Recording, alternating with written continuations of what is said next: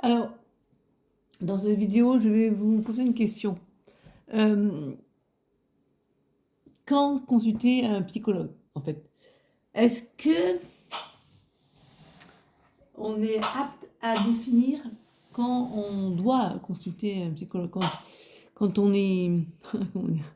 En fait, je rigole parce que certaines personnes, quand on leur dit, si on me dit: «Oh, tu devrais aller consulter quelqu'un», ça a de dire: «Tu es taré, va vite voir un psychologue pour te faire soigner, quoi». Donc quand quelqu'un te vous conseille d'aller voir un psy, c'est jamais très, la personne qui reçoit l'information, elle apprécie pas trop, quoi. Voilà. Mais bon, je dis ça parce que c'était, le sujet ce matin avec mon aide de vie. Elle pensait que j'avais pas besoin d'aller voir un psy pour les problèmes digestifs, pour les problèmes, mes troubles alimentaires, et que maintenant je mangeais bien et que voilà, que pas d'intérêt d'aller voir un psy pour raconter mon passé. Et à l'inverse, il y a l'infirmière qui est un peu, j'appelle madame Je sais tout parce qu'elle a tout le temps son mot à dire, surtout. Et pour elle, si je vois pas de psy, mes problèmes ne seront pas résolus, voilà. Il y a 2 sons de cloche différents, et moi dans tout ça, je me dis, de toute façon, oui, aller voir un psy, on va définir ce qu'on appelle par le mot psy. Est-ce que c'est psychologue, psychiatre, psychothérapeute, bref. Hem, Aller voir un psy, si c'est un bon psy, hein, encore faut-il définir aussi ce qu'est un bon psy, ça peut toujours être utile. On peut voir un psy parce qu'on a on a envie d'apprendre à mieux se connaître, en fait, simplement. Ou en général, on va voir un psy parce qu'on a un problématique. Par exemple, un deuil à faire, ou bien, difficultés relationnelles avec quelqu'un. Bon, il y a différentes, hem, raisons pour lesquelles on peut aller voir un psy. Et donc, moi, j'ai vu pas mal de psy avant de savoir que j'avais une sclérose en plaques. À l'époque où je suis tombée en dépression, lorsque j'avais eu, cette poussée de troubles cognitifs, je ne savais pas, ce que c'était la poussée de sclérose en plaques. Et et au final, quand on m'a diagnostiqué la maladie, j'ai dit: «Plus tous les psys que j'ai vus avant et la dépression que j'ai faite avant, bah, c'est plus pour moi, quoi». Et finalement, il y a certaines personnes qui vont voir un psy pour parler, parce que la vie avec une maladie chronique est difficile. Donc faut pas penser qu'on va voir un psy quand on est dérangé, c'est pas du tout ça. Après, non, alors pour faire une explication rapide, il y a différents types de psy. Donc il y a le psychologue qui lui est diplômé par la fac de lettres, on dit fac de psycho, mais c'est la fac des lettres. Heu et puis donc je crois que c'est 4 ans, et après il passe il fait des stages, enfin bon. Et il se spécialise, en général, il fait une formation après annexe pour, pour être, plus compétent, quoi. Et puis après, il y a la pratique, bien sûr.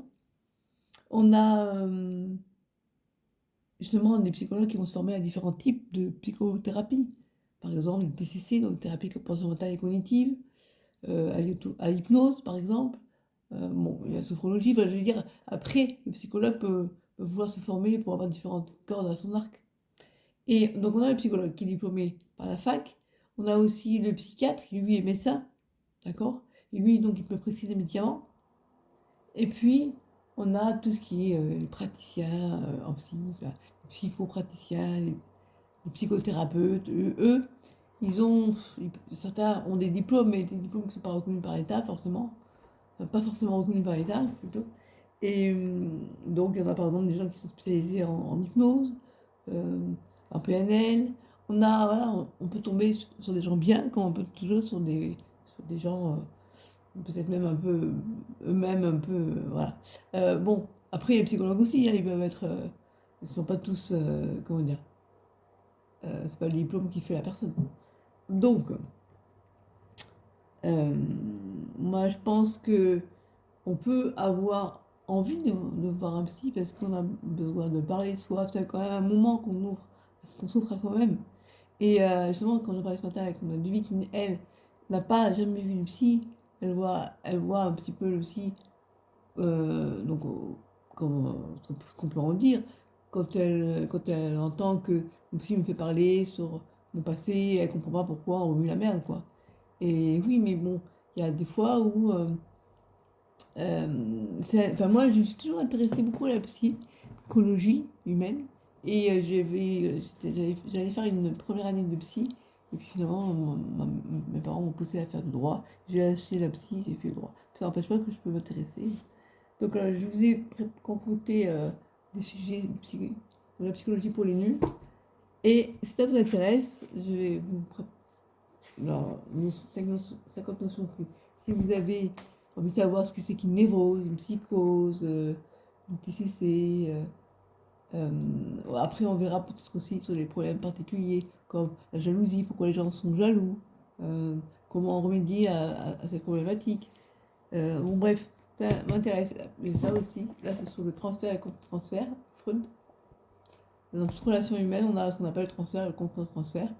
Je vais vous laisser parce que j'ai mes pâtes qui sont prêtes. Décidément, si l'infirmière elle m'écoute, elle va dire encore des pâtes, mais il faut manger des légumes. Oui, j'ai aussi un plat d'endives qui m'attend. Plus après la purée, enfin, je mange de tout en ce moment. Mais même pendant le repas, j'ai la viande, j'ai les pâtes, j'ai la purée, j'ai le plat de légumes verts, j'ai le dessert à manger le fromage. Enfin, et là, je suis à pas moins de 48 kilos. Donc, je tiens le bon chemin. Bon, j'ai pris un accent un peu du sud, je crois. Allez, je vous laisse, je vous dis ciao, ciao.